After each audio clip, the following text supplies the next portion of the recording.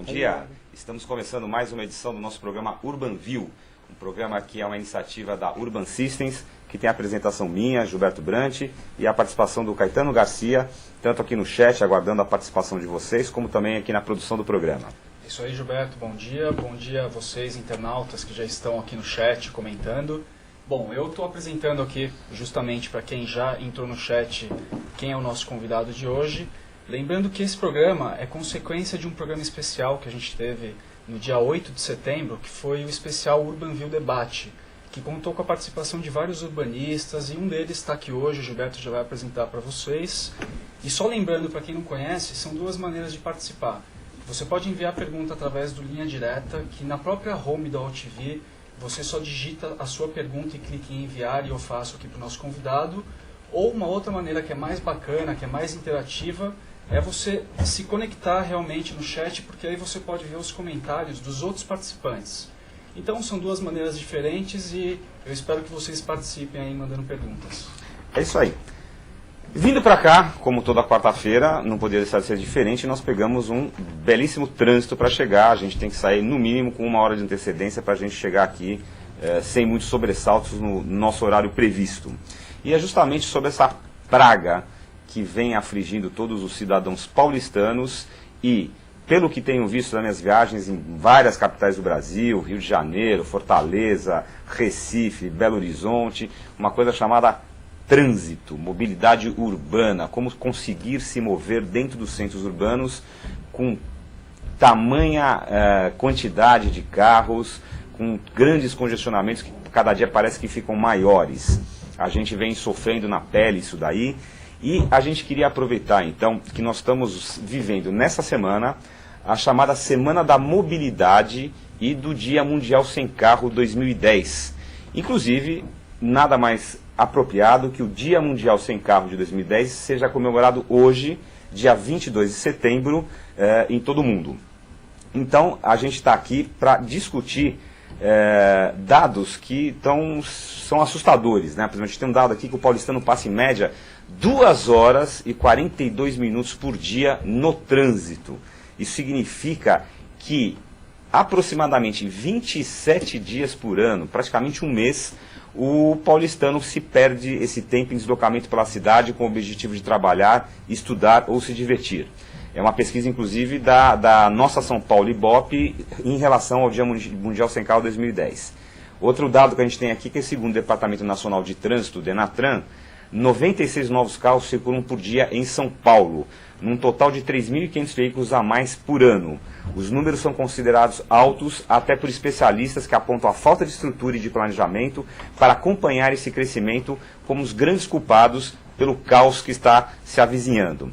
Então, é exatamente sobre isso que a gente escolheu o nosso tema do programa de hoje, que é o nosso olhar da semana, que eu vou pedir aí para o pessoal colocar na tela, que é o seguinte: transporte urbano, como anda a mobilidade das nossas cidades? A gente quer exatamente discutir no programa de hoje o que fazer para conseguir garantir esta mobilidade dentro do tecido urbano.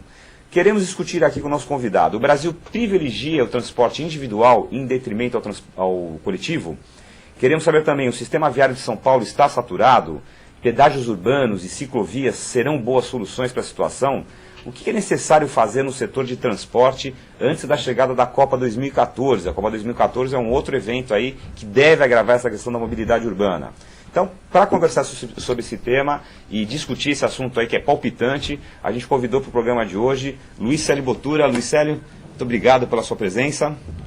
Gilberto, muito obrigado pelo convite. É sempre um prazer vir trocar umas ideias sobre a Pauliceia desordenada, que hoje se expande pela grande São Paulo como um todo. Se nós tínhamos, nos anos 60, quando eu mudei para São Paulo, 58, 57, um congestionamento num raio de 4 quilômetros, nos anos 80, esse congestionamento atingiu o raio de 12, hoje ele atinge um raio de 30.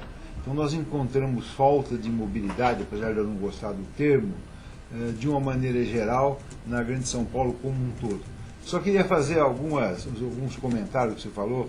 Eu pela legislação brasileira, eu não sou um urbanista, eu sou um engenheiro que atua na área de engenharia urbana e transporte, mas eu não tenho a graduação de urbanismo, apesar de ter a pós-graduação pela Poli, na Universidade de São Paulo, em planejamento territorial e urbano.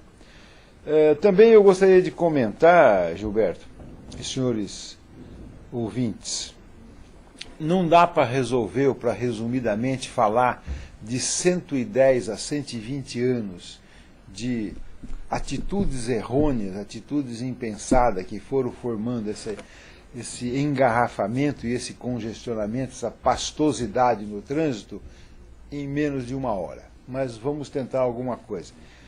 E você me deu um dado que eu já tinha lido ontem, que eu acho assim significativo para justificar, não para resolver, mas para justificar o que está acontecendo. Nós, brasileiros, temos a mania de desprezar dados, ou de produzir dados errôneos.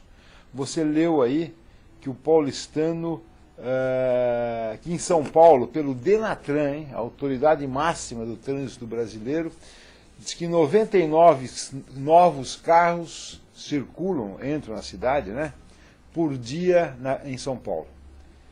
O Estadão de hoje dá 1.200 veículos. 1.200 veículos. Eu acredito mais, nesse caso, no Estadão, do que nessa Denatran. informação do Denatran. Por incrível que pareça, é estarrecedor.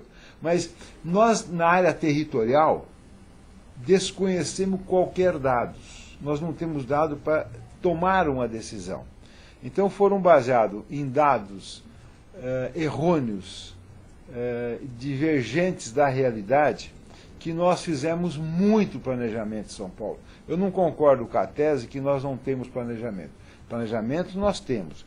Nós não tivemos implementação, não tivemos controle do planejamento, e, em especial, aquilo que antecede o planejamento, que eu chamo do gerenciamento do antes, nunca ocorreu de uma qualidade boa, indiscutível, para poder acreditar, que são os dados. Então São Paulo precisaria ter, ou qualquer cidade, a grande São Paulo, já tentaram e não conseguiram, precisaria ter um grande banco de dados, realimentado a cada minuto, hoje há condição de fazer isso, a cada troca até pela mudança do habitante, pela reforma de uma casa, pela nova construção de um duto de água, de um gasoduto muito na moda ultimamente aí devido ao problema que deu lá em Itaquera.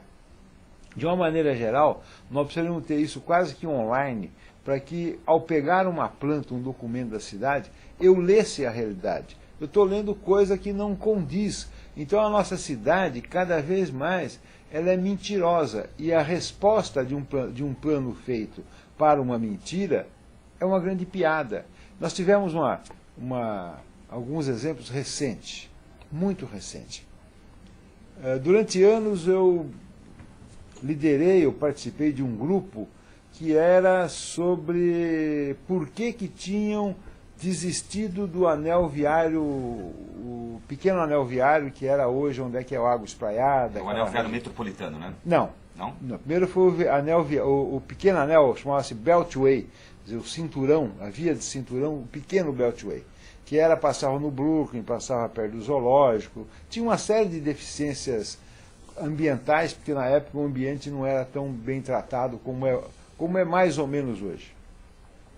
Ele ia para a Zona Norte, passava no ABC, tinha a coragem de se propor na região norte, entre a Marginal e o pé da Serra do Mar, Serra da Cantareira, tinha alguns defeitos na sua conceituação, mas na essência era uma solução que foi jogado para fora nos anos 70, como algo que não precisava fazer, por causa da crise do petróleo, São Paulo não precisava mais de veículos, ia ser tudo resolvido de outra maneira. Tinha um plano de metrô, tinha um plano diretor, etc.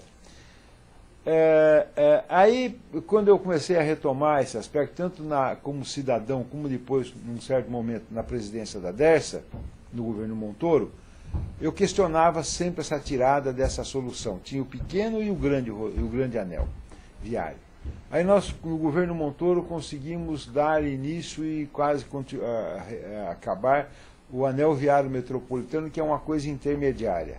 E eu ainda continuava brigando pela solução mais externa, metropolitana, e não rodoviária. Nós investimos, consegui trazer essa solução um pouco mais para dentro da cidade, depois de muito desgaste pessoal, técnico e político, ou com a área política, né, e os grandes empreiteiros, mas ainda não consegui convencer onde é que deveria ser a diretriz certa e a finalidade. Nós nunca tivemos em São Paulo um problema de rodoviário, mas sim um problema metropolitano. Não é questão de simples semântica, é uma questão de conceito do estudo da posição da via. Então nós jogamos ela muito para trás, ela não capta o tráfego da cidade. Hoje, então, a gente não teve um estudo profundo de origem e destino, e nós, para manter a origem e o destino dos caminhões, por não termos dados, tentam-se a forçar que os veículos, caminhões em especial, que abastecem a cidade, e abastecer a cidade é de uma importância vital, nós não poderemos viver sem o abastecimento, o comércio perde, a distribuição perde, perde-se emprego, etc. Mas também não dá para conviver também com caminhão dentro da cidade. Né? Mas também não pode conviver onde é que não está preparado para tal. Então, quer dizer, aí veio um decreto restritivo, então nós ficamos origem, destino e decreto restritivo, para viabilizar a posição do rodoanel. Então, isso é uma prova, da maneira que estão tentando, não, vou tentar fechar aqui, vou tentar fazer aqui, que nós estamos transformando agora a CET numa companhia de engarrafamento e congestionamento de tráfego. A Companhia de Engenharia de Tráfego de São Paulo está vendo companhia de engarrafamento. Congestionamento e engarrafamento, porque ela não tem dados, e quem não tem dados não pode resolver situações. Eu vou dar um exemplo que todos nós sabemos. Você não vai a um médico e ele começa a operar procurando o que você tem, porque ele acha que você tem isso. Ele vai tirar uma radiografia, uma tomografia, uma grafia qualquer, e muitos outros vão opinar, etc., para ele fazer a intervenção pontual. Ele põe uma maquininha ali, eu fui operado do coração, eu sei como é que é, ele põe uma maquininha aqui, tal, vai lá no lugar, pum, tal. Eu, em dois dias, estava dirigindo. Aí ele tirou uma radiografia antes, conheceu o problema, mapeou o problema, eu tinha 2 hipóteses de solução, ou 3, eu falei com o médico, falei com outro, etc. Ele refinou optamos por uma solução menos invasiva, mais cômoda, etc. Tal. Eu fui trabalhar logo em seguida, já fazem 3 anos, e então, a posteriori,